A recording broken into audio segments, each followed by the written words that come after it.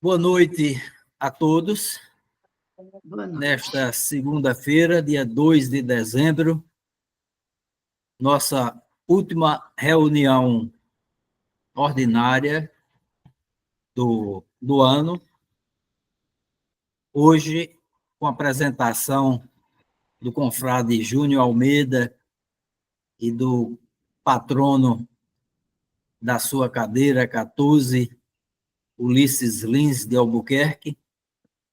E se mais adiante o Emanuel aparecer aqui, ele irá fazer uma prestação de contas da nossa academia. Iniciando, vamos à nossa oração.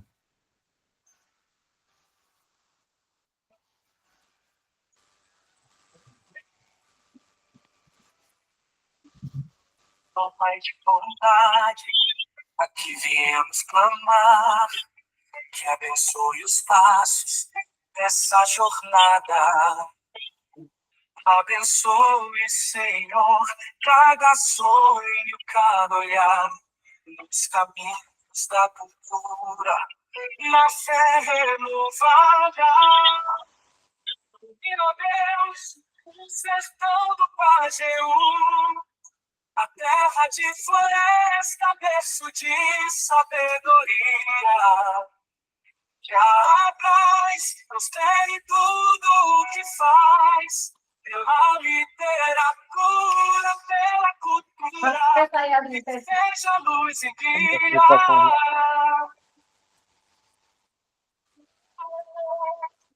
Que seja luz e guia. Que nossos trabalhos sejam bênçãos sem fim, frutificando em cada alma, em cada chão. Então, paz, seguiremos assim, em prol do Nordeste, em prol da nação. Ilumina, Deus, o sertão do Pajeú, a terra de floresta, berço de sabedoria. A paz prospere tudo o que faz, pela literatura, pela cultura, que seja luz e guia, que cada confrade, cada confreira, seja instrumento de amor e inspiração, nas páginas do tempo, escrevendo a história. O nosso sertão, com fé e devoção, ilumina, Deus, o sertão do Pajeú, a terra de floresta, berço de sabedoria. E a paz prospere tudo o que faz, pela literatura, pela cultura, que seja luz e guia.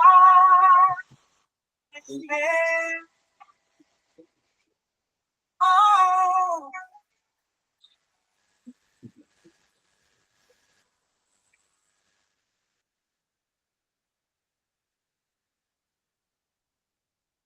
Amém.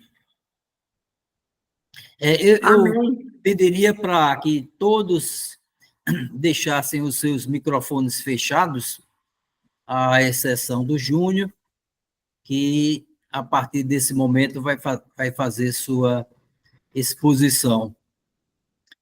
Ao final, aí a gente vai abrindo para perguntas, para intervenções. Lembrando a conveniência de se deixar o microfone fechado, porque qualquer barulhozinho que se faz na gravação final, quando a gente vai jogar para o YouTube, que aparece só quem está falando, quando há qualquer ruído, atrapalha a gravação e não fica muito legal. Júnior, a palavra é sua, fique à vontade. Boa noite mais uma vez aos confrades e confreiras, né? Vamos iniciar por meu patrono, Ulisses Lins de Albuquerque, encontrado grafados com Y e também com I. Ulisses Lins de Albuquerque. Foi historiador, memorialista, político e poeta, né? Alguns até o chamam o patriarca da poesia sertaneja, né? Ele nasceu em Sertânia, né? Antiga Alagoa de Baixo, em 9 de maio de 1889 e faleceu no Rio de Janeiro em janeiro, aliás, faleceu no Rio de Janeiro em 29 de dezembro de 79. Formou-se em Ciências Jurídicas e Sociais pela Faculdade de Direito do Recife em 1912 e bacharelou-se em Ciências Jurídicas pela mesma instituição no ano de 1927. Foi professor interino em 1904 e teve uma escola particular. Nomeado pelo então governador Sigismundo Gonçalves, foi agente do Tesouro na coletoria estadual e agente fiscal do Imposto de Consumo em Pernambuco. Transferido para São Paulo em 1938, né, o ano do início do fim do cangaço, né, com a morte de Lampião, atuou na advocacia e na indústria agropecuária. Foi deputado federal por Pernambuco durante 3 legislaturas, né? Foi do PSB e tomou posse em 5 de fevereiro de 46, 14 de março de 51 e seu último mandato ele iniciou em 2 de fevereiro de 1955. Foi membro da Academia Pernambucana de Letras e representante das academias do Brasil. Foi sócio do Instituto Arqueológico, História e Geográfica de Pernambuco, além de membro do Instituto Genealógico de Pernambuco. Uma curiosidade de Ulisses Lins de Albuquerque, né, que ele foi pai do interventor de Pernambuco, Etelvino Lins de Albuquerque, que dirigiu Pernambuco no ano de 1945. A parte literária de Ulisses Lins, né, o primeiro livro dele, no Pendúculos, ele publicou em 1916. Ao Sol do Sertão, um livro de poesia de 1922, Mestres e Discípulos em 27, De Joelhos, ele publicou em 1930, só que usou o pseudônimo de Bilac Sobrinho, né? Publicou também o livro de Iná em 1933, um dos mais conhecidos dele, né? Que eu fala das nossas coisas, né? Das coisas sertanejas, é um Sertanejo Sertão, um livro de memórias, né? De 1957 e que teve sua segunda edição em 1976. Agora publicado por ACEP Editora, eu não sei em que edição está, mas ainda se encontra esse livro para vender na Companhia Editora de Pernambuco, né? Publicou Chico Dadim, um romance de 1974, Boi de Ouro e outras histórias no ano seguinte, 75, e ainda publicou Fogo Cinza, Sertão Marte, Inagleba, Alma da Terra, Estrada de Espinho, outro também muito conhecido, né? Mochotó Brabo, Sol Poente e Três Ribeiras, né? Ulisses Lins de Albuquerque, meu patrono, né? Ele me chamou a atenção para eu escolher ele como patrono por conta da linguagem de falar do que é nosso, né? A nossa linguagem, o início do sertão, a colonização, principalmente. E uma coisa que me chamou a atenção em algum livro dele, eu não lembro qual, é que ele fala de algumas pessoas assim próximos à minha região, né? Que para quem não é daqui de Pernambuco, Capoeiras fica próximo a Garanhuns, né? Que é mesmo no meio do mapa de Pernambuco. Ficamos perto também de Pesqueira, Eu estou a 75 quilômetros de Arco Verde, estou a 30 de São Bento do Una, né? Terra além de Alceu Valença, do famigerado Sargento de Luz. Eu estou a 25 de Garanhuns, 75 de Arco Verde, Pesqueira a 50 e poucos. Então, algum dos personagens que a gente estuda na saga Cangaceira, né, estão por essas cidades. Então, ele fala de pessoas aqui dos potentados de capoeiras que vieram de lá da região dele, né? Então, esse foi o motivo que eu escolhi Ulisses Lins de Albuquerque como meu patrono. Na outra academia, eu tinha como patrono Rui Facó, que era distante da minha realidade. Então, eu escolhi Telvino Lins de Albuquerque, um interiorano, né, um matuto, né, nada de pejorativo, matuto no bom sentido, como eu. Então, essa foi a minha escolha e esse é o meu patrono que eu apresentei para vocês.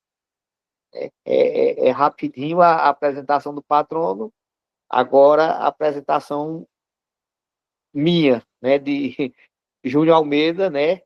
Eu me chamo Euclides José de Almeida Júnior, né? Sou filho de Euclides José de Almeida e quis homenagear também meu pai. Tenho um filho chamado Euclides José de Almeida Neto, uma filha chamada Yasmin e tenho duas netinhas, Helena e Heloísa. Tenho 52 anos, nasci no dia da alfabetização, 14 de novembro de 1972. E eu acho que, como todo moleque do interior, a gente sempre escuta histórias de valentia, aquelas histórias que você fica com o olho brilhando ao ver as histórias de Lampião, as histórias de Cangaço, outras histórias, né, nesse sentido. E foi isso que fez me interessar por o tema, né? Mas eu comecei a pesquisar cangaço. Eu acho que me arrependo porque não comecei a estudar antes, né? E quem estuda cangaço tem que estudar outras coisas, né? Coronelismo, misticismo, messianismo e várias coisas que são do Nordeste, né? Não se pode falar do Nordeste sem falar do cangaço. E não pode se falar do cangaço sem falar em outras coisas do Nordeste, né? A geografia, a fauna, a flora, né? Então foi isso que fez eu me interessar. Eu estou, como eu disse, próximo dessas distâncias, não estou no epicentro do fenômeno, né? Que é o sertão. Minha região é uma região intermediária, né? A porteira do sertão, como a gente chama aqui, é Arco Verde, fica a 75 quilômetros. Mas a minha região não deixou de ter ações cangaceiras, né? Aqui pertinho de mim, né? Teve Paranatama, né? Antiga Serrinha do Catimbau, onde Lampião andou. Aqui coisa de pedra, que está a 50 quilômetros de mim, teve ação cangaceira, muita passagem cangaceira, teve episódios importantes, né, como o tratamento de Maria Bonita após ter sido baleado em Serrinha de Catimbau no ano de 35, né? E eu estudando cangaço, e em 2015 eu publiquei meu primeiro livro, um romance, né, uma ficção onde eu, entre aspas, eu brinco com a história, né? Eu pego, inspirado naquele filme Bastardos Inglórios, né? Onde Brad Pitt mudou a história da Segunda Guerra Mundial.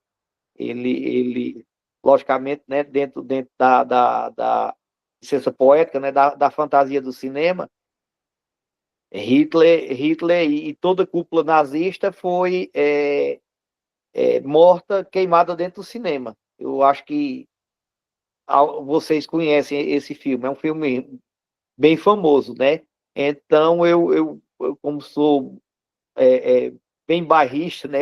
Eu disse, né? Porque se o cara dentro da fantasia mudou a história da Segunda Guerra, né? Porque eu não posso mudar a história do cangaço. Mudar entre aspas, evidentemente, dentro da fantasia, né? Então, meu primeiro livro,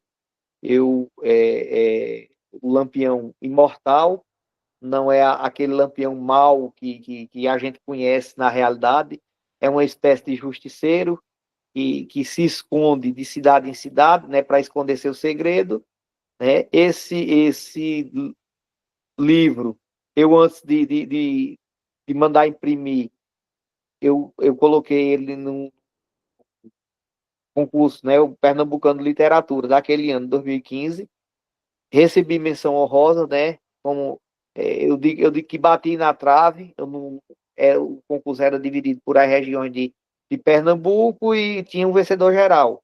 Eu cheguei bem pertinho, eu penso que se tivesse uma correção melhor, mais um cuidado antes de enviar, eu poderia ter beliscado alguma coisa. Mas, assim, foi um livro muito bem aceito, né?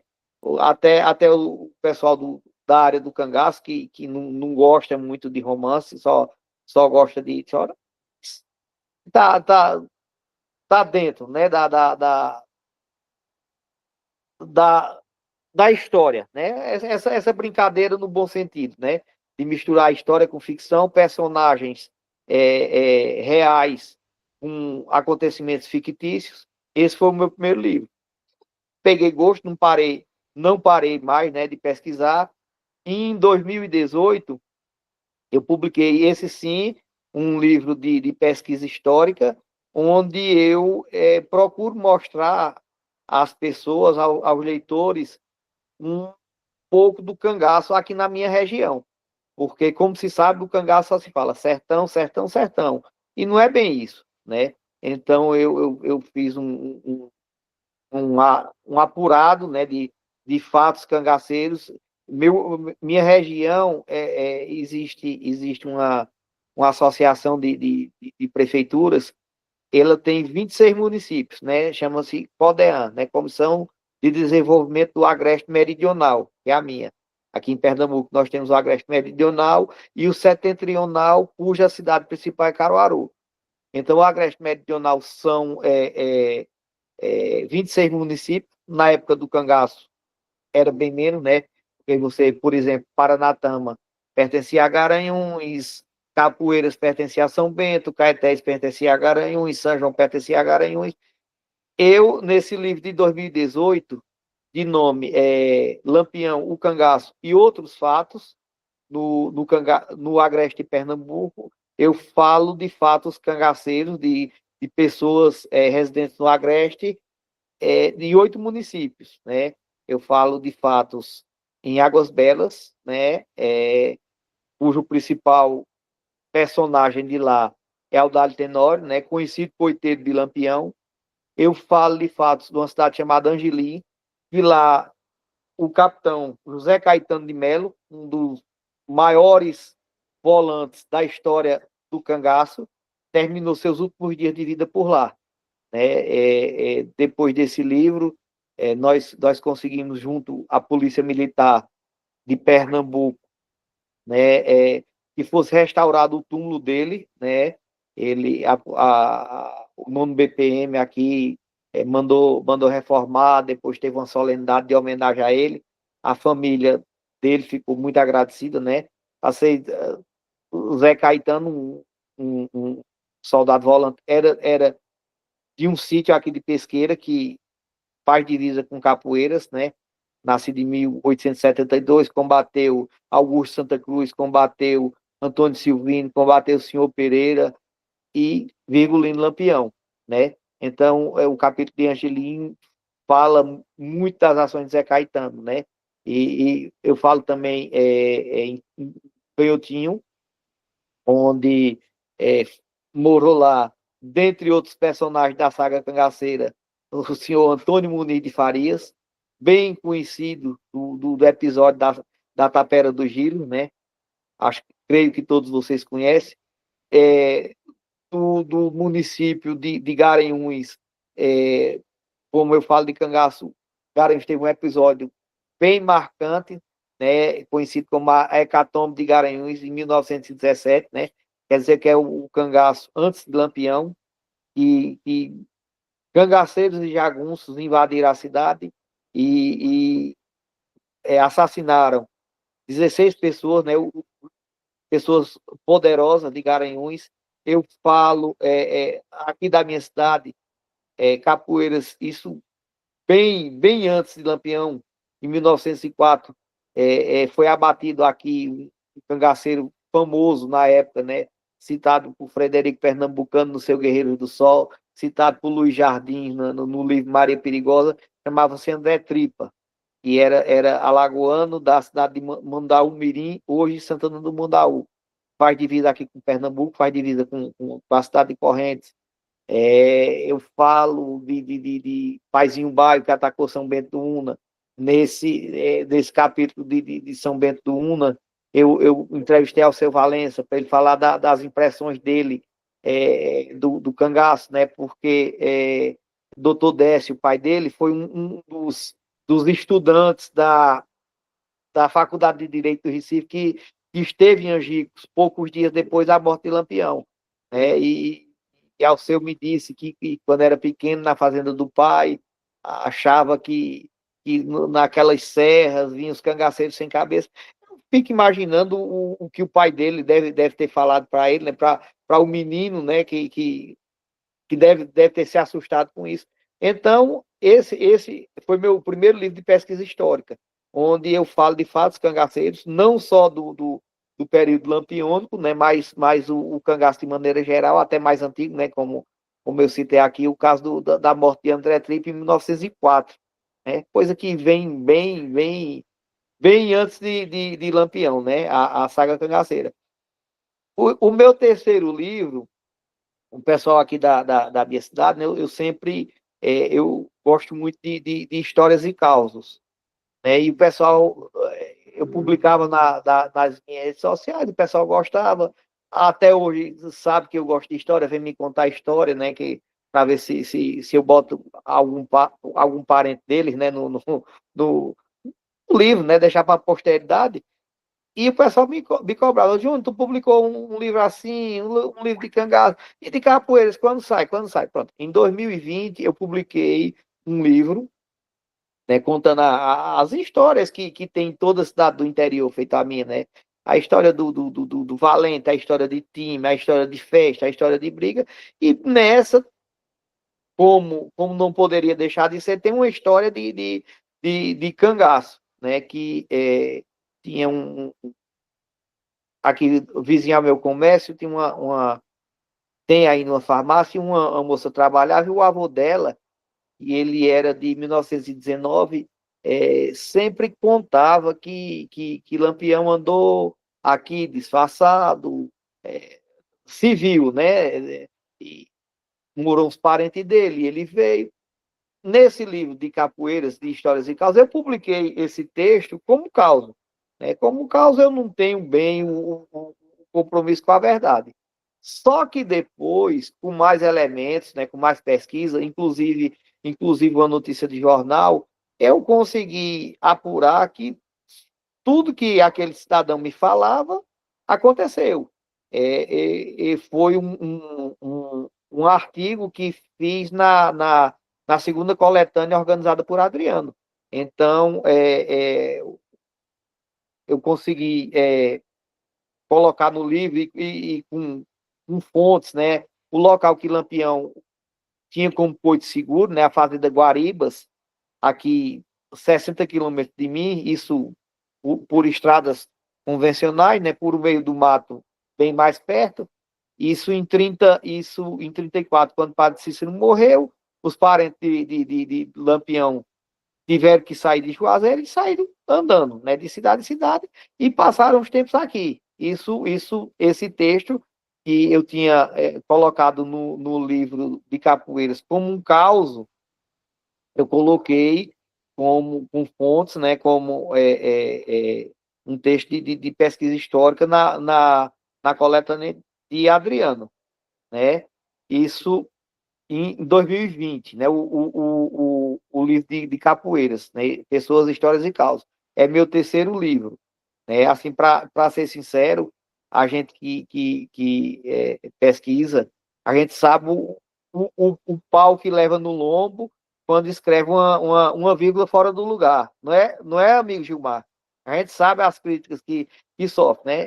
Para ser sincero para vocês, eu gosto mais de escrever sem o compromisso da verdade. Eu gosto como dizia o mestre Ariano, mentir à vontade, entendeu? O cara diz, não, isso é mentira mesmo, né? Mas nos casos que eu escrevo, eu não digo que é mentira, eu digo que é 10% de verdade e 90% de enfeite. Não é mentira, é enfeite, né? Foi meu terceiro livro em 2020. Depois desse livro, eu comecei, eu já tinha juntado algumas coisas, né? Porque a gente que pesquisa sempre vai juntando texto, né? Principalmente da minha região. Eu digo, eu vou trabalhar para fazer a segunda edição do livro do Cangaço no Agreste, né? De 2018, já tinha passado 2 anos, eu digo, eu vou começar. Aí eu digo, eu vou começar por Serrinha, né? Por Paranatama. Quando eu fui algumas vezes lá, e um pessoal lá que eu conheci, né, fiz amizade, eles disseram que queriam uma reunião comigo. Ou não imaginava que esse pessoal queria. Aí eles disseram a mim que tinha um material, uma gravação, né, em MP3, com pessoas antigas de Paranatama, né, antiga Serrinha, falando do combate. Inclusive gente que tinha participado da resistência. E tinha esse material e não confiaram em outro pesquisador que andava por lá, mas que estava vendo que eu estava fazendo um trabalho bem feito e que ia confiar esse material a mim. Comecei a ouvir a gravação e transcrever, literalmente, né, o que o pessoal falava, com erro. De maneira literal, eu transcrevi. Essa transcrição deu 32 páginas de A4. Então, eu vi que o que eu pretendia fazer, a segunda edição do meu segundo livro, eu vi que com aquela gravação daria mais do que um capítulo do livro, daria um livro. Então, eu cruzei informações, já tinha notícias de jornais que eu printei, né, relacionados ao episódio de Paranatama. Então, em 2022, eu publiquei Lampião em Serrinha do Catimbau, o que originalmente ia ser só um capítulo de outro livro, deu um livro completo. Né? É o livro individual que eu tenho mais recente. Né? E um livro, eu creio que todos vocês que estão aqui conhecem, né? Foi um livro importante por conta de alguns erros históricos, né, que prevalencia nesse caso, né, como só citando, né, dois casos. No inquérito oficial, dizia-se não, ainda diz, né, que tá lá documentado, que a cangaceira que acompanhava Maria Bonita no ataque de Serrinha era Maria Ema, né, companheira de velocidade. E sempre eu e mais um monte de pesquisador achou muito esquisito a mulher de um cangaceiro que não estava na invasão de Serrinha tá lá.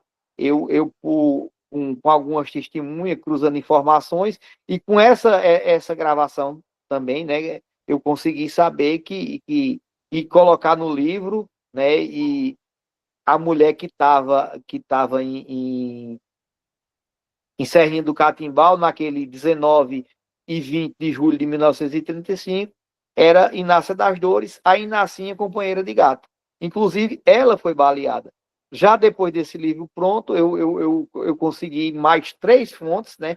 No livro que está impresso, eu tenho o depoimento do Dr. Audálio, e tenho o depoimento de duas senhoras, né, que eu entrevistei em Serrinha, dizendo que era Inaciana. Depois do livro pronto, eu consegui, há poucos dias, uma coisa assim que me deixou bem contente, uma entrevista da própria Inacinha, depois que foi presa em Piranha, né, no ano seguinte, em 36, ela deu uma entrevista, eu não lembro se à noite ou desses jornais, ela dizendo o nome dela, onde era nascido, e que tinha sido baleada em Serrinha do Catimbau. Então, assim, o que eu consegui agora, mesmo não estando no livro, provou que eu estava no caminho certo. Outro erro que durou esse tempo todinho era que a pessoa que tinha atirado em Maria Bonita era um homem, né, de nome João Cacheado, que foi o organizador da resistência, isso não se pode negar, mas quem atirou em Maria Bonita, né, o algoz dela, foi um camarada que tinha lutado na Revolução de São Paulo de 32, né, era um sujeito, portanto, que não se assustava com pouca coisa, né? Ele estava a 40 metros, mais ou menos, de onde Maria Bonita estava. O João Cacheado, que a história diz que atirou, estava a mais de 100, né? Então, assim, esse livro serve para retificar esses erros históricos, né, que existia na historiografia do cangaço. Esse foi meu último livro, né, de maneira individual. Depois dele, né, eu participei com um texto, né, na primeira coletânea de Adriano, aquele da, da capa terra, né, aquele tom, aquele capa dura, né, eu fiz um texto sobre André Tripa, esse cangaceiro que foi morto aqui na minha cidade, que eu já citei. No segundo texto, na segunda coletânea, né, a da capa verde, também organizada por Adriano Duarte, né, eu fiz um texto sobre essa passagem de Lampião de maneira pacífica aqui em Capoeiras, né. Eu trago reportagem, eu trago depoimentos de João Bezerra, né, o famoso tenente João Bezerra. Eu trago falas de Zé Rufino, né, dizendo que sabia desse coito seguro aqui, né, na região do Agreste. Para vocês terem uma ideia, não tem muito tempo, nosso amigo Luiz Antônio, né, que é delegado lá no Rio Grande do Norte, teve aqui na minha região e quis conhecer os locais, né, que Maria Bonita foi tratada, que a fazenda que se via de coito, e a gente foi com ele e o Coronel Otávio, né, que muitos de vocês conhecem. E a gente chegou na fazenda Guaribas, o Otávio disse: nós viemos aqui atrás do rastro do bandido. E um vaqueiro lá fechou a cara e disse: aqui não, aqui ele nunca ofendeu ninguém. Ou seja, até hoje, eles passado esse tempo todo, no local, eles têm um certo respeito, né, a Lampião e seus homens, né? Porque o dono da fazenda, eu entrevistei ele em 2020, né? Foi a última entrevista que ele fez, era um médico, o dono da fazenda. Ele na época tinha 97 anos. Ele disse: Lampião aqui não ofendia ninguém e ninguém ofendia ele. O povo dava dinheiro, dava cavalo, bode, então era uma contrapartida. Então, Virgulino tinha esses locais de paz, né? Pronto, isso foi meu texto da coletânea de Adriano. E agora, né, o texto da nossa primeira antologia, graças a Deus, muito bem aceito, né, o nosso livro tá fazendo sucesso, quem lê gosta.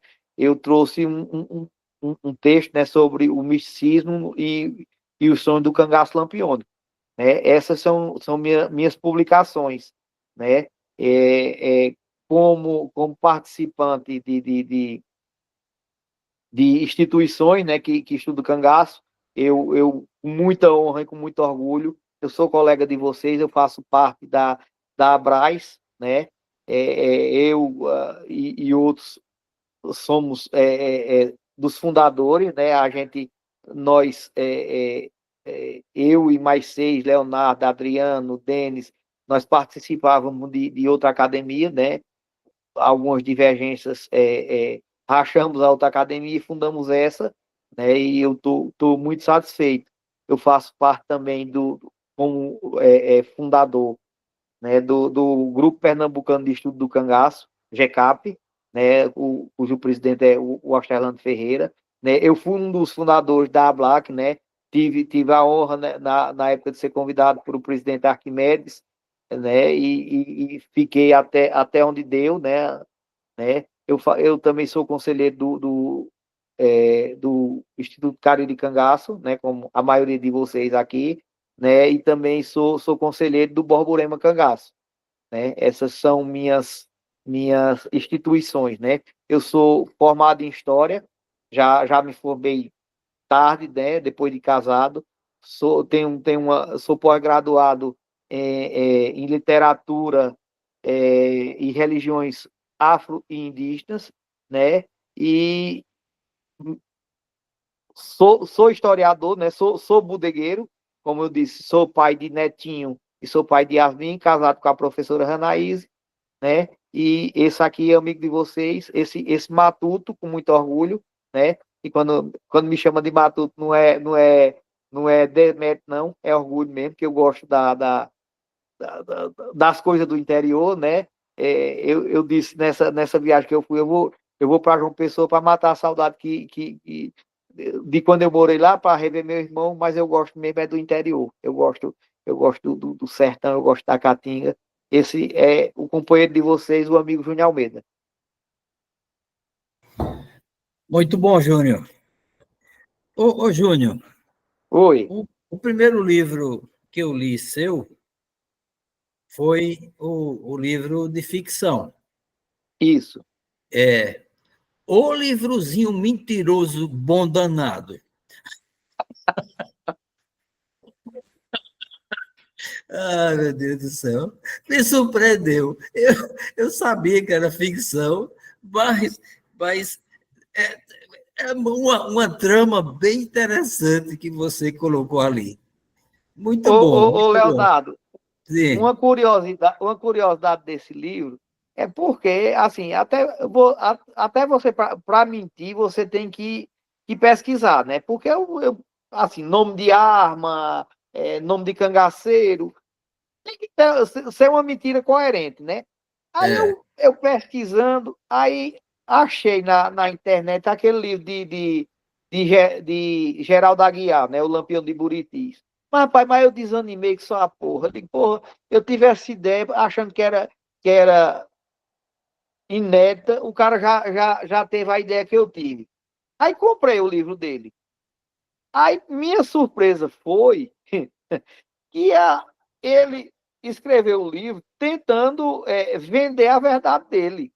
Ele não botou que exatamente. era ficção, ele botou que era verdade, era uma tese. O meu livro eu boto na primeira folha. Quem tiver ele pode ver. Tá, aqui tem personagens reais e fictícios, mas tudo que não aconteceu, entendeu? Aí eu É, acho. Aí depois que eu li o livro de Geraldo Aguiar, aí foi que eu sosseguei, porque eu desanimei, eu ia desistir de escrever. é isso, é isso.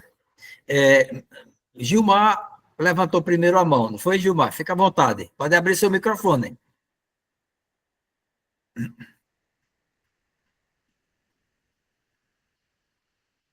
Primeiro, parabéns, Júnior, pela sua explanação, muito boa. Parabéns pelo seu livro. Provavelmente eu acho que eu fui o primeiro a ler, que você me mostrou logo assim que saiu da gráfica. E Em Piranhas, disse, eu lhe conheci em Piranhas. eu disse, vai ser sucesso. E realmente foi, tanto que você vendeu todos, fez uma segunda edição, e sua história é muito bonita em relação à feitura do livro, de trazer a sua cidade ao conhecimento de todos nós, que todos nós achávamos que não tinha cangaço na sua região, mas tem. Você sabe que Buíque teve vários eventos, Paranatama, Águas Belas, que é quase próximo, e você resgatou todos esses esses processos históricos. Apesar de ter uma pessoa da região que queria tomar posse das histórias, mas a história não pertence a um só, pertence a todos, e graças a você, a história ficou conhecida em todo o Brasil, em toda a região, e você é um dos nossos membros mais queridos. Fica aqui o meu carinho, o meu abraço a você, a toda a sua família, e Parodiano Colo, não nos deixe só, viu? Abraço. Obrigado. Ô Júnior, como nós somos Oi. relativamente poucos hoje, você pode, na medida que cada um for dizendo alguma coisa, pode, se você quiser acrescentar, pode ficar à vontade. Não, pode ir perguntando, a gente vai conversando. Pode ficar à vontade aí. Lindenberg. Pois é, rapaz, aqui, escutando atentamente o Júnior Almeida, porque eu tenho uma grande admiração, mesmo antes de ser companheiro dele aqui nessa gigante academia que é a Braz. Então, parabéns aí pela sua desenvoltura, pelo seu romance, pelo o seu livro histórico. E eu gostaria de fazer essa observação, né? Eu ia até falar antes mesmo do Júnior colocar, né? Questão da diferença, da importância que se tem de escrever um romance e também de se escrever a história. Claro, nenhum é mais importante do que o outro. Agora, é importante que quem escreva tenha consciência, até para que não ludibrie os seus leitores, daquilo que é romance, daquilo que é ficção, daquilo que é verdade. Por exemplo, o livro do Geraldo poderia ser um grande livro, se ele realmente tivesse a consciência de dizer que aquilo não passava de ficção, né? Com muitos outros livros que a gente tem observado, né? Que eles escrevem sendo romance, sem dizer que é romance, querendo passar uma verdade histórica que realmente não ocorre. E o que eu tenho observado também, caros e nobres colegas, é que as próprias proposições didáticas, as próprias exposições didáticas sobre o tema cangaço, muitas pessoas que são professores, às vezes até renomados, pelos quais a gente tem muito respeito, mas eles não aprofundam a leitura, a ponto de cometerem erros crassos, como às vezes até o nome do cangaceiro famoso, às vezes o local de nascimento, o local onde atuou mais. Isso realmente nos entristece, porque eles que estão passando a verdade que não é a verdade histórica, é a verdade deles, é a verdade que eles captaram. Alguns até, eu diria até de forma inocente, talvez por uma falta de tempo para aprofundar os seus estudos, mas que isso realmente nos preocupa. Hoje mesmo eu tive vendo algumas passagens nesse sentido, de acadêmicos até, onde a gente fica triste da gente ver, de certa forma, muitas informações errôneas, né? Que a gente que lê um pouco, que estuda um pouco, a gente logo observa, porque não é natural você trocar, por exemplo, o nome de Antônio Silvino por Antônio Silvio, embora seja parecido. Então você já percebe que a pessoa não teve um aprofundamento de leitura, talvez só lê um livro, porque se você ler 3 livros do Antônio Silvino, você nunca mais vai esquecer que ele é Antônio Silvino, né? Então, são essas observações só que eu gostaria de deixar aqui, e parabenizar mais uma vez o Júnior Almeida, que pessoa que cada vez eu passo mais a admirar, e um abraço a todos, o meu colega Cicinato aqui, meu conterrâneo da região de Jaguaribana, e a todos os demais aí. Um abraço. Cicinato.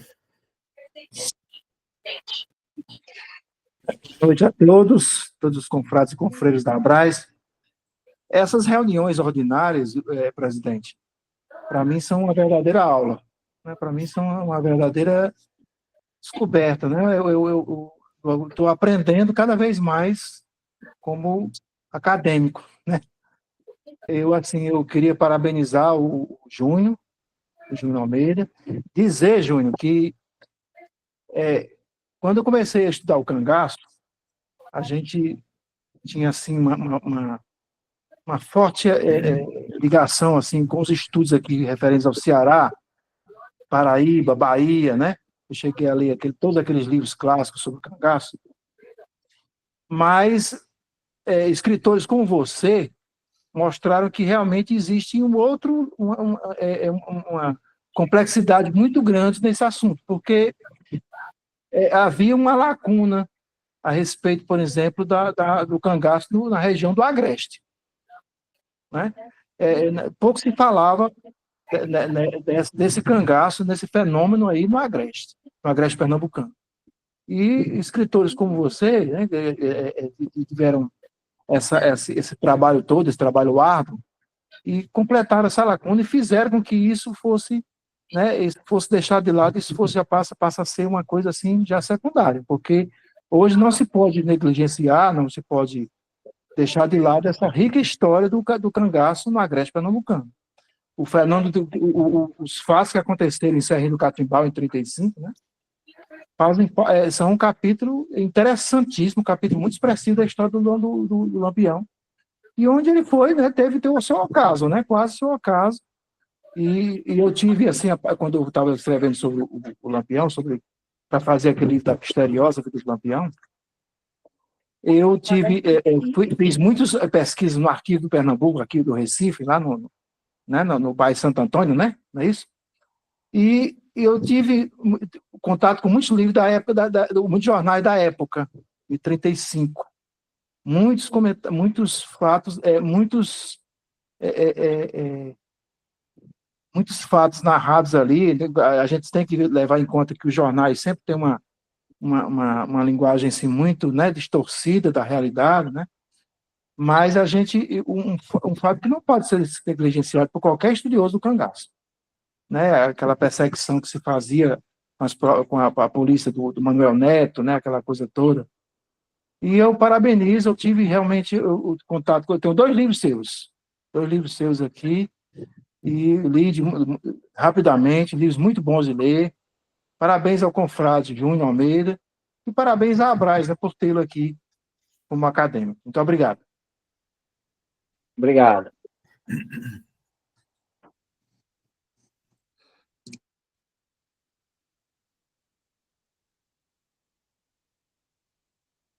Alguém mais quer falar por enquanto? Ô, Júnior. Oi. Ulisses Lins de Albuquerque. Foi um dos primeiros livros que eu li, já trabalhando para fazer o Floresta uma terra, um povo.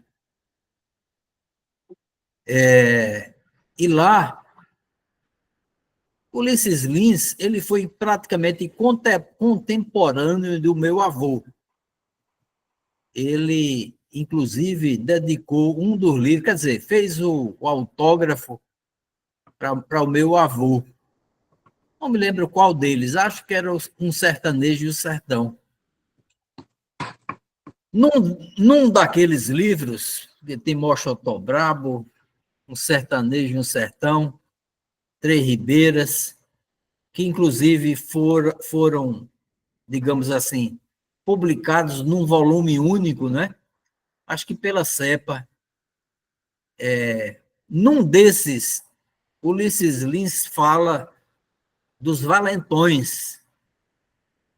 Os valentões lá, digamos assim, características citadas por Henry Koster no século XIX.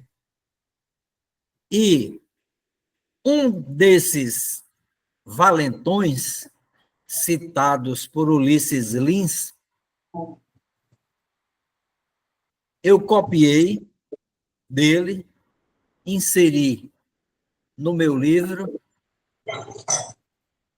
Frederico Pernambucano de Melo, creio que também copiou e colocou lá, ou no Guerreiros do Sol, tenho quase certeza que foi no Guerreiros do Sol primeiro, e talvez depois ele tenha repetido no Apagando o Lampião. Um camarada chamado João Manuel Frazão. que erroneamente Ulisses Lins colocou como Luiz Manuel Frazão. E é interessante quando, principalmente, um autor do conceito de Ulisses Lins comete uma falha e os outros vêm puxando e levando adiante, né? Inclusive eu, por muito tempo, levei adiante.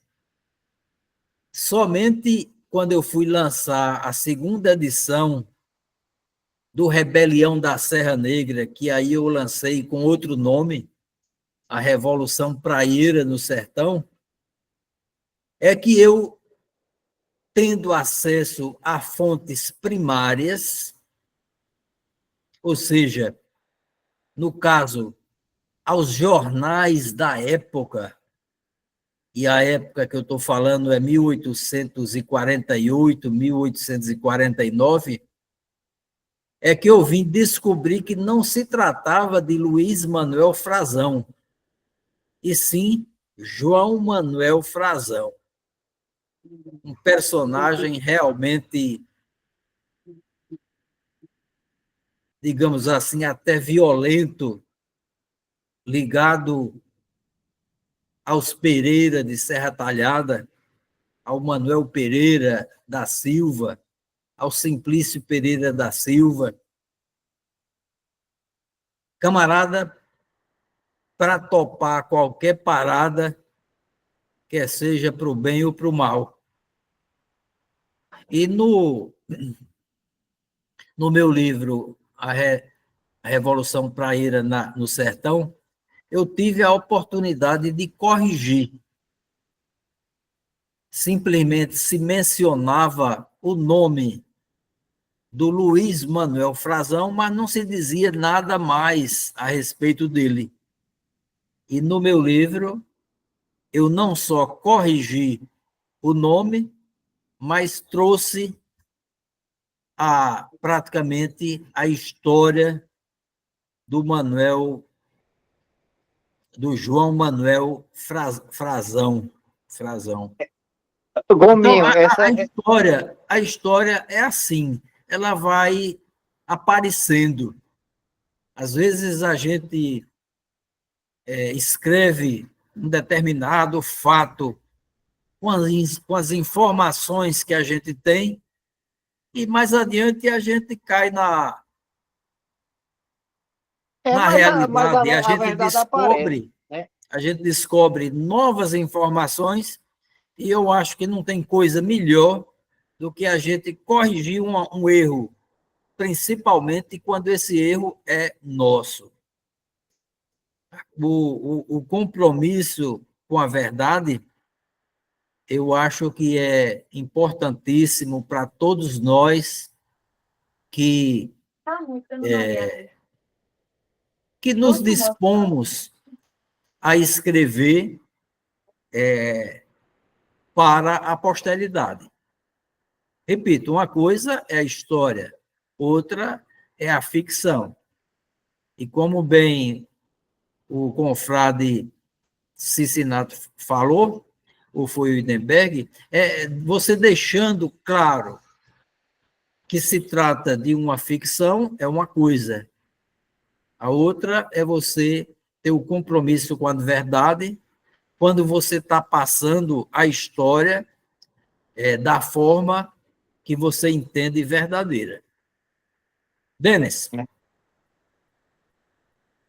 Boa noite. Estão me ouvindo?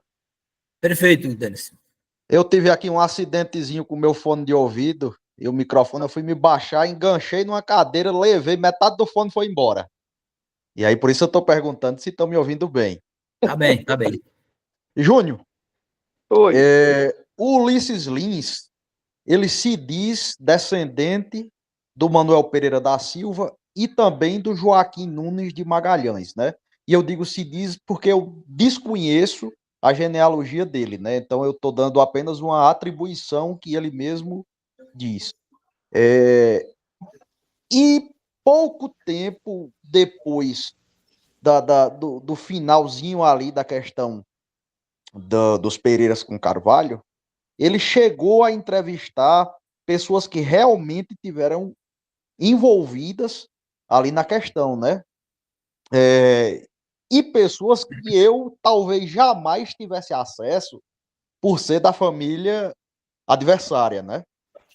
E eu escrevi um artigo para uma das coletâneas de Adriano sobre o capitão Manuel Lopes de Barros, que faleceu em 1822 e é apontado pela maioria dos autores como a primeira vítima dessa questão, né?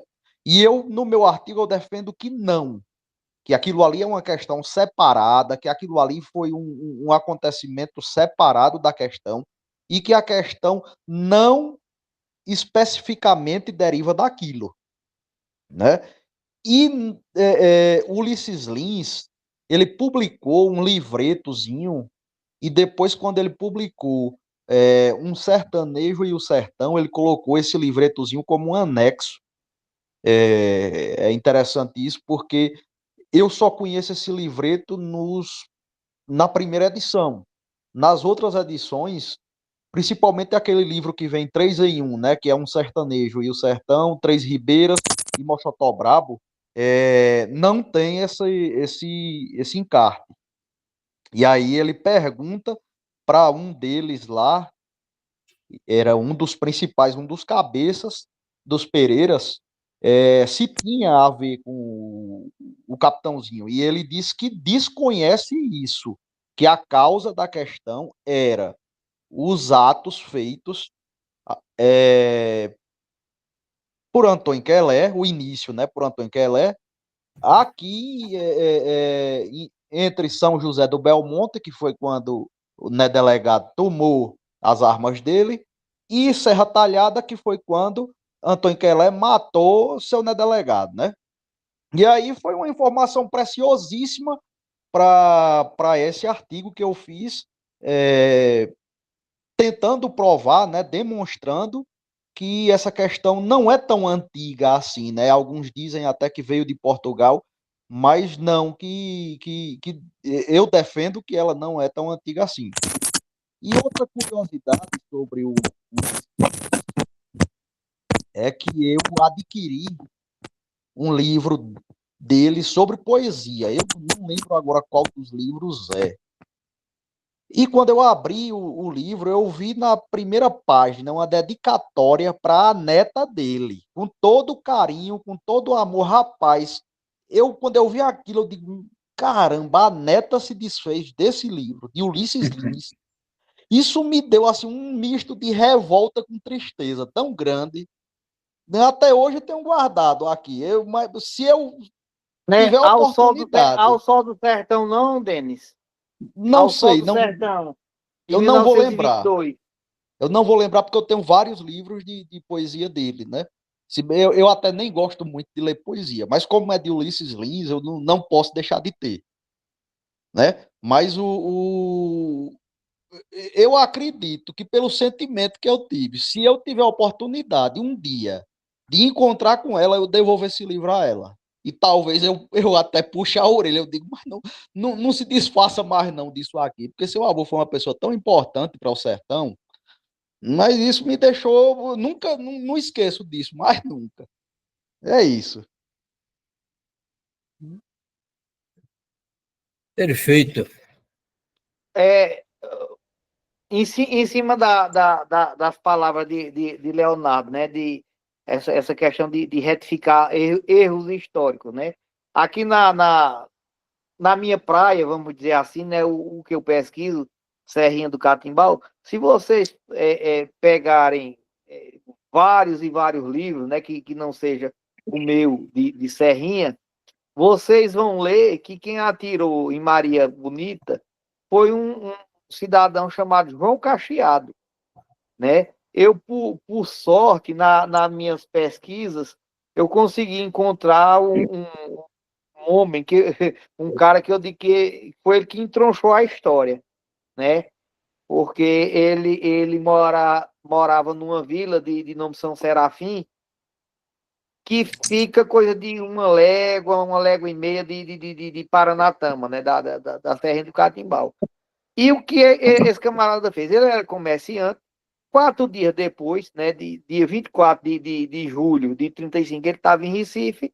A imprensa caiu em cima dele, né, como mosca no mel, ao vir, né, sabendo que ele era da região. Ele deve ter se sentido bem importante, né, de estar sendo entrevistado, e disse, por ouvir dizer, que ele não estava lá, ele não morava lá. Ele disse, por ouvir dizer, que quem atirou em Maria Bonita foi João Cacheado. E esse erro durou até 2022, né? De 1935 até 2022, dá quantos anos? Dá 80, 65, 80, 87 anos. Pronto. Esse erro. Um erro que eu ainda não consegui encontrar de onde foi que surgiu é quem foi que botou Maria Ema em Serrinha do Catimbau. Isso aí, eu, como sempre estou pesquisando, ainda tenho esperança de encontrar quem foi que botou a mulher de um cangaceiro que não estava nem perto e botou na história. Que o nome do inquérito é o nome dela. Quem errou dizendo que foi João Cacheado que atirou em Maria Bonita, eu encontrei, no livro eu coloco, né? Era um cidadão chamado Manuel Leite da Rocha, que disse, por ouvir dizer, ele não viu a briga, ele não era da família de quem brigou, mas deu a opinião e esse erro dele perdurou esse tempo todinho.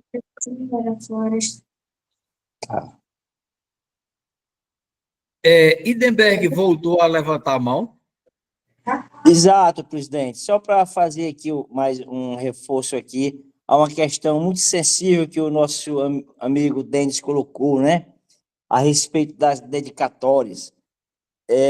Realmente eu acho que não deve ter tristeza maior para o escritor quando ele vê um livro seu dedicado com sentimento para alguém que se desfaz desse livro. Evidentemente que existem aqueles eventos de lançamento do livro, onde existe os autógrafos, as noites de autógrafos, aí tudo bem, porque trata-se de uma questão comercial e etc. Mas quando você faz uma dedicatória de um livro, que realmente você busca o seu sentimento lá de dentro do peito, do fundo da alma, e de repente você vê o seu livro nas mãos de outra pessoa, realmente nos deixa uma tristeza muito grande. Eu acredito que isso deve acontecer até, Denis, pelo menos em algumas situações, quando a pessoa empresta o livro, né? A pessoa empresta o livro e quem recebeu esse livro não devolve, e no fim acaba indo para frente e acaba parando no sebo. É por isso que eu achei interessante quando eu vi uma frase uma vez numa biblioteca que dizia o seguinte, logo de cara, não impeça livro emprestado. Todos esses aqui já foram emprestados, já foram de empréstimo. Então, o cara que empresta livro realmente acaba ocorrendo nesse sentido de não devolvimento. Então, eu queria só deixar essa afirmação sensível que deve existir todo mundo que realmente vê o seu livro nessa situação. Ô Idenberg, Pois não. imagina aí a neta. Pois é, né? pois é. Eu, É por isso que eu quero acreditar que no caso dessa neta deles, deve ter sido nesse sentido, né? Talvez ela emprestou alguém acabou não devolvendo, se desfez e acabou parando no sebo, né? Pode ser que tenha sido nessa Idenberg, ocasião. mas essa declaração do sebo aí, ela é bastante comprometedora, porque se o próprio sebo está dizendo ali que os livros foram fruto de extravio, então quem está comprando está receptando, né? É verdade, é verdade. Mas veja bem, o meu livro, é o primeiro livro que eu escrevi, eu dediquei a uma pessoa que era dona do sebo, né? E quando eu fui lá da outra vez, o livro estava à venda, rapaz. Eu comprei o livro de volta. Porque foi mais barato do que o que eu vendo, sabe? Aí eu comprei. Pois é isso. Pessoal, a gente está caminhando para encerrar as apresentações. Porque veja bem, os que foram eleitos, todos eles fizeram as suas apresentações por ocasião por ocasião das posses, salvo engano, salvo engano. E os fundadores que não tinham se apresentado e que vêm se apresentando, está faltando muito poucos. Faltando o Adriano e o Frederico, mas o Frederico está me pedindo sempre para deixar mais para frente, que está ainda numa situação de saúde que não está permitindo ele se apresentar agora. Mas logo, logo a gente encerra essa fase de apresentações.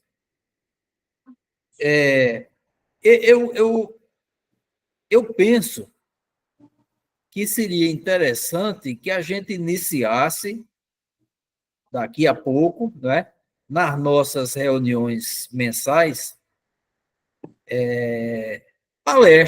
palestras a serem dadas, digamos assim, pelos nossos confrades e confreiras.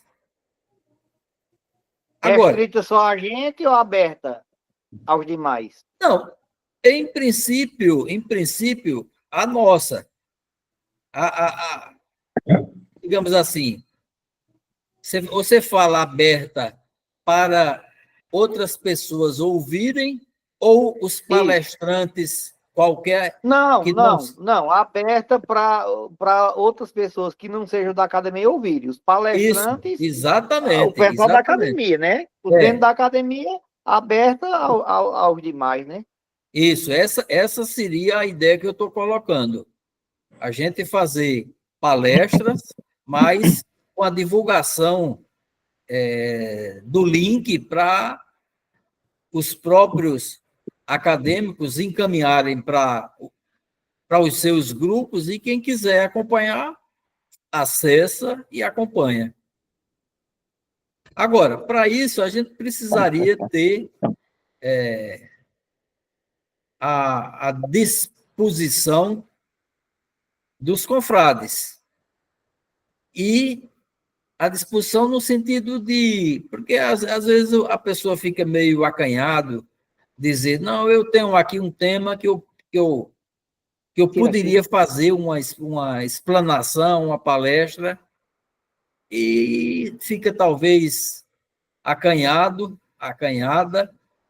e a gente perde a oportunidade de conhecer melhor fatos ou coisas do nosso interesse, sempre dentro, claro, dos objetos da academia. Eu perguntaria a vocês o que é que vocês acham, começando aí pelo Denis. Diga aí, Denis.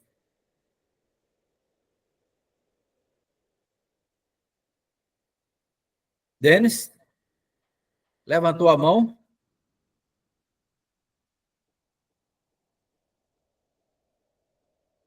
Denis, se é o microfone, a gente não está ouvindo, não. Não, mas o seu microfone aqui está fechado, então não é problema no seu... Eu acho que ele foi beber água. O que é que vocês acham da ideia? Denis saiu da reunião, não sei por quê, mas deu uma saidinha. Vamos ver se ele está tentando entrar de novo. Eu gostei da ideia. Pois é. Agora, a gente precisaria que cada um dissesse, quer dizer, eu tenho, pode até mandar no privado para mim a sua disponibilidade, algum tema, alguma coisa que vocês queiram passar. Eu acho interessante, presidente. Eu acho até que o presidente, para ficar melhor de administrar essa questão, podia ir pegando, digamos, uma espécie de inscrição, né? Eu, por exemplo, me proponho, não sei qual é o tema ainda que eu vou abordar, não, mas eu me proponho também a tentar contribuir de alguma forma com a palestra, com algumas informações, nesse sentido, nesse formato que o presidente está sugerindo. Isso, porque veja bem, talvez alguns de nós tenhamos já alguma coisa preparada, mas pode ter alguns que não tem nada, mas a partir dessa ideia poderá desenvolver e se colocar à disposição para que a gente marque um dia, né? E a gente faça aí uma abertura. Eu acho que bastaria uma por reunião. Duas pode ficar um pouco agoniado o tempo e eu acho que é prejudicial. A gente colocaria uma pessoa só por cada reunião. Denis, voltou. Você queria dizer alguma coisa? Não. Tive um probleminha aqui com a internet, mas já foi solucionado. Mas acompanhou aquilo que eu estava falando? Em parte. É o seguinte, nós estamos praticamente encerrando as apresentações dos confrades e confreiras. Aí eu estou levantando a ideia de a gente começar a palestras dos nossos próprios acadêmicos, com a possibilidade de outras pessoas também acompanharem. A gente divulgaria o link e quem quisesse acompanhar era só entrar na reunião com aquele limite que a gente tem, mas é um limite bastante grande, são 100 pessoas, a gente pode fazer reuniões com até 100 pessoas participando. E aí eu deixo a ideia, nós somos poucos nessa reunião de hoje, mas depois eu vou ver se eu coloco um aviso, uma sugestão no nosso grupo do WhatsApp para a gente tentar caminhar nesse sentido. Trazer palestras agora, assim que concluir a apresentação de todos, a gente partir para uma coisa mais diferente, mas sempre trazendo conhecimento, divulgando o que a gente tem estudado, o que nós temos pesquisado. Perfeito. Outra coisa que eu queria passar para vocês, desde já, é o seguinte: nos primeiros dias de janeiro, eu já quero ver se solto o edital da nossa nova antologia, da nossa nova coletânea. No sentido de que a gente possa ter um tempo maior para a apresentação dos artigos.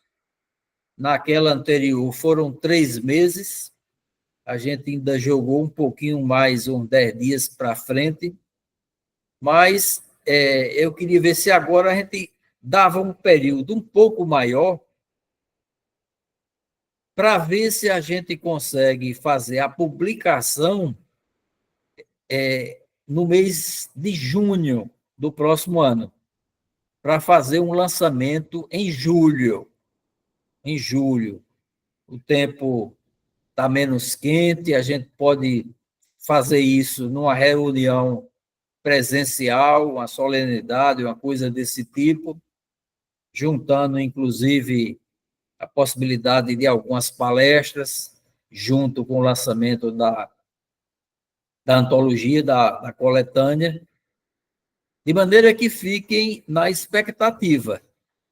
Quem já tem alguma coisa escrita, um artigo, uma coisa desse tipo, vá preparando, afinando aí. Primeira semana de janeiro, provavelmente eu solto o edital. Ok? Diz, Denis. Muito bem, presidente. Leonardo, eu vou um pouquinho além e faço uma proposta em relação às lives.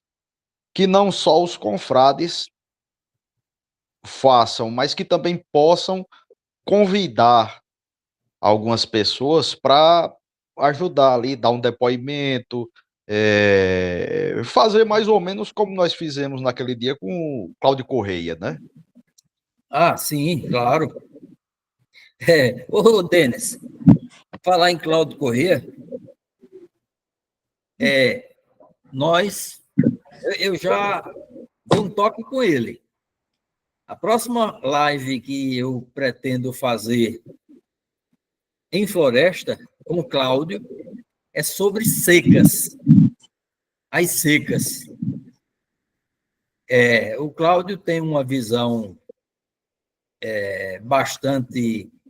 Ele está com 80 ou 81 anos já, e sempre esteve ali ligado à fazenda e sabe um bocado de coisa.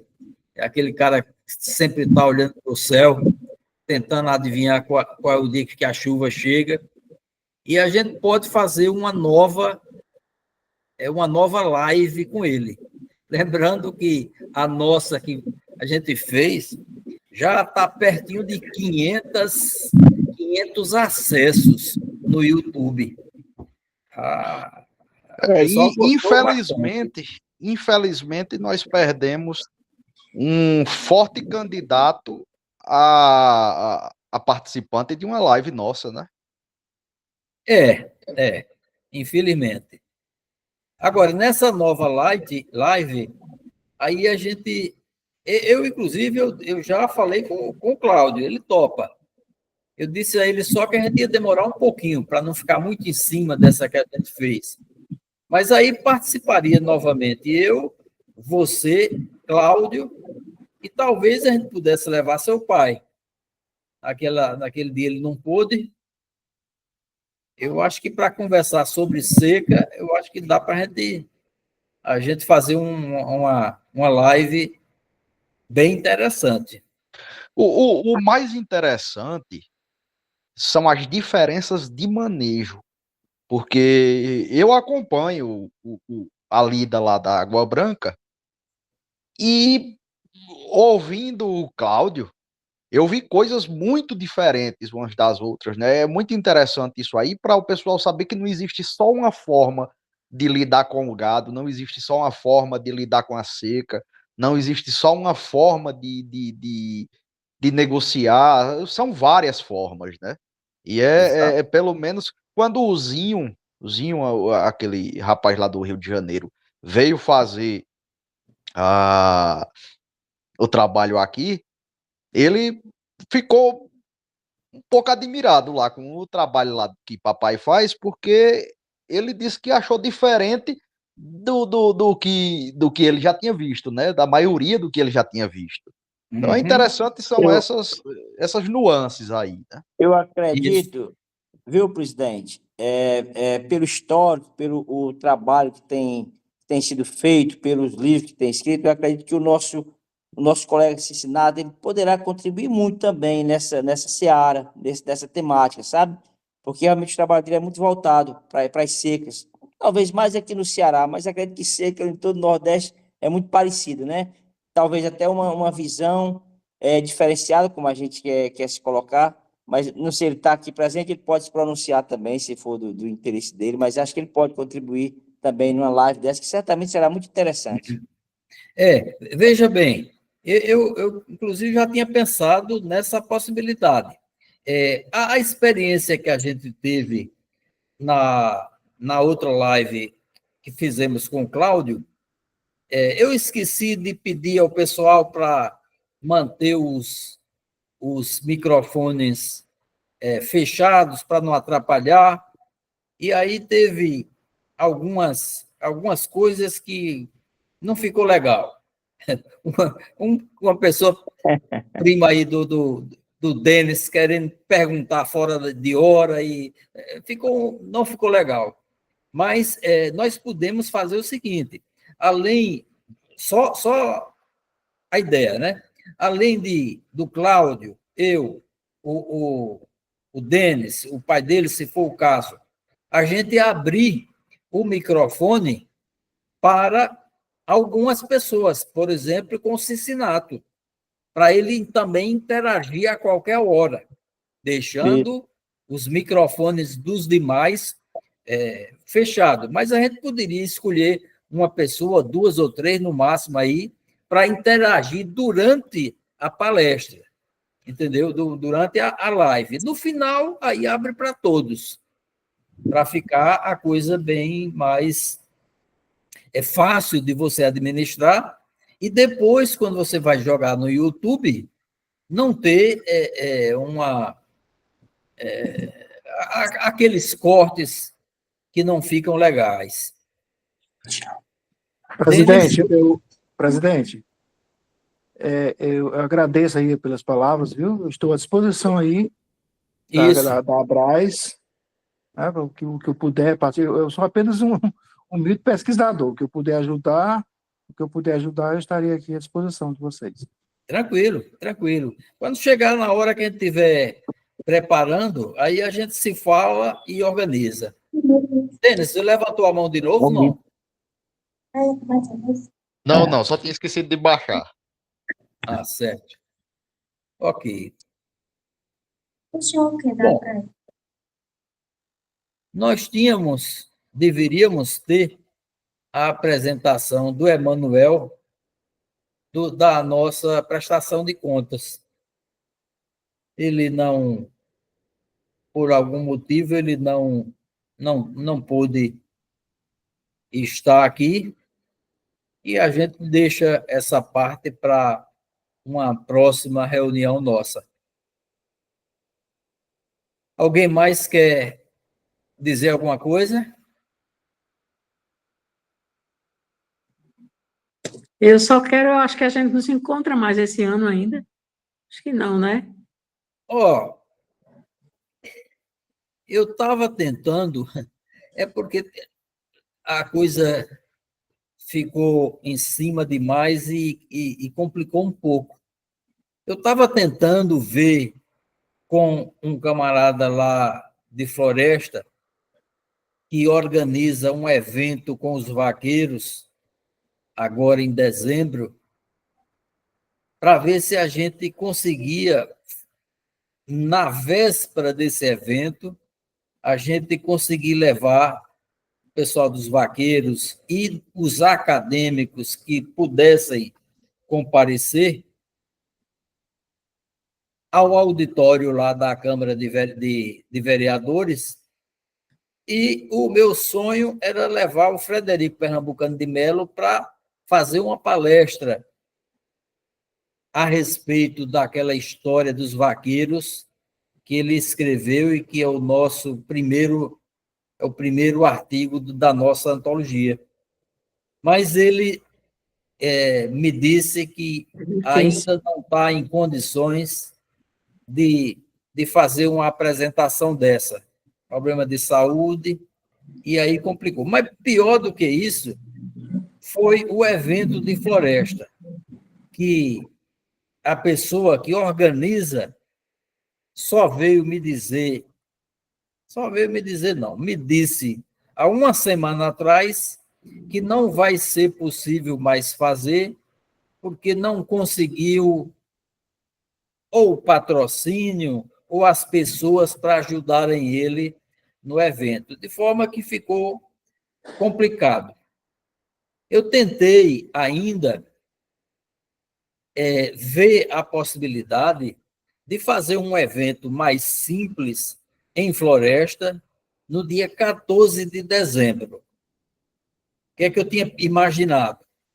Ainda lá no auditório da Câmara Municipal, seriam 2 palestras, uma da confreira Diana e outra do confrade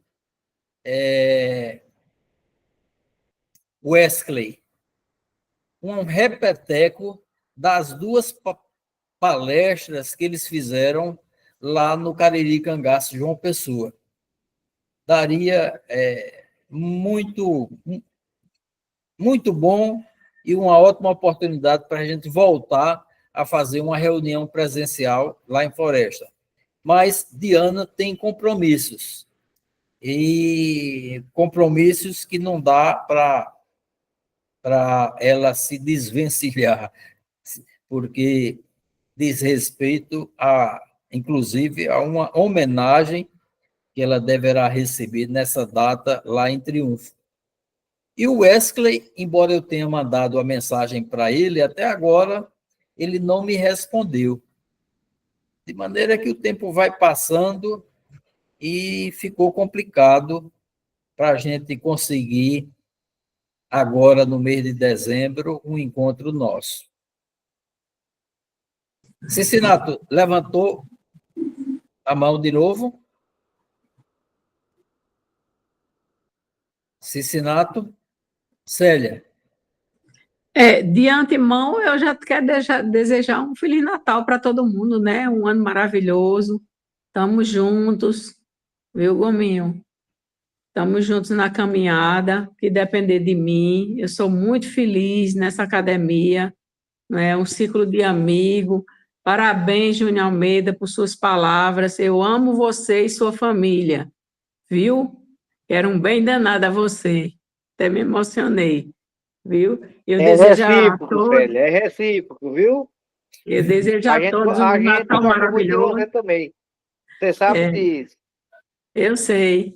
Eu desejo a vocês todos um Natal maravilhoso, um período de festa tranquilo, com Deus no comando de todas as nossas coisas, e que o ano que se aproxima seja um ano muito promissor, não é? Que a gente tenha mais oportunidade de estar junto, de dar um abraço, no abraço, viu? Deus abençoe todos vocês, de coração. Ô Denis, Amém, Célia. eu não abri, mas você já publicou no grupo Avisos da Abraz o, o parecer da Comissão de Análise de Candidatos. Está lá publicado. Mas, salvo engano, você não marcou a eleição, não é?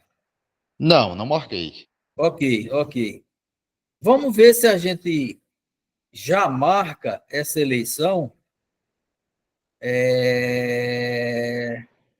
para o dia 8, peraí, 9. Dia 9 é segunda-feira, né? De hoje a 8. Isso. Vamos ver se a gente já marca a eleição para a próxima segunda-feira. E se você amanhã você faz essa publicação.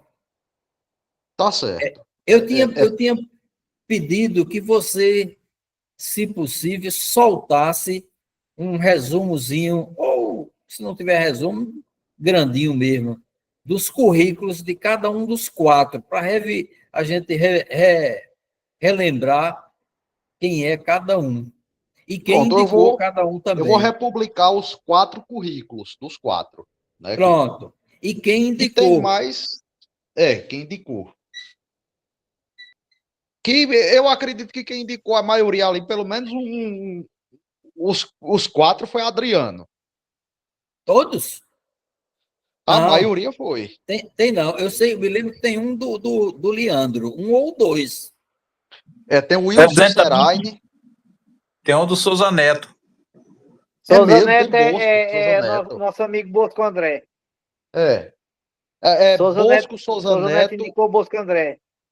Esse eu lembro. os outros Leandro não. tem dois, que é o Wilson Seraine e aquele outro repentista, Isso. né? E o resto é Adriano. Pronto. São 4, não é isso? Não, tem mais. Tem mais de 4? Eu acredito que são 5. Rapaz, se for 5, complica, sabe, Adriano? Pode complicar no sentido de a gente não conseguir eleger 2. Pulveriza demais, pode pulverizar demais os votos e, digamos assim, o segundo colocado não atingiu os 30%. Mas a gente vai conversando e resolve isso aí. Tá bom. Tá certo, tá certo. Veja isso aí, então. Marque para dia 9 à Tá noite, certo. segunda-feira. Tá bom? Tá ok, tá ok. Pessoal, acho que nós não temos, por enquanto, nada.